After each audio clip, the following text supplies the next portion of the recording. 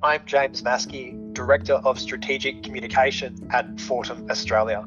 I was a police officer at a very young age.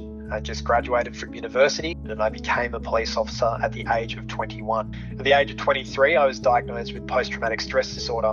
I went from a high-performing police officer to somebody whose work performance significantly slipped. At that young age, I didn't know much about the world or support systems that I needed to have in place to process the very real traumas that I would experience.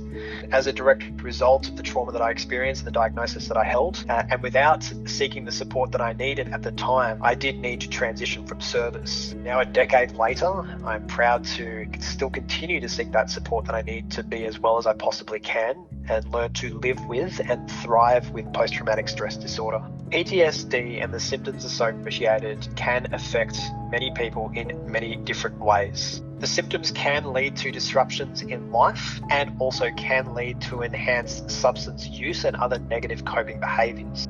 Now, often the demand of being first for others means that our first responders and their families are last to attend to their own well-being. Families of first responders are impacted through a concept known as spillover stress. When families are dealing with things like lone parenting or worrying about their loved one at work, they're also impacted by vicarious trauma directly related to their loved one's first responder profession. So at FORTEM Australia, we are proud to deliver social connection and well-being activities. And these are activities out in the community that look like recreation activities, but really they've got evidence behind them and a framework behind them that helps in building connection to first responders and their families and first responders and their community, and it builds networks of safety and support.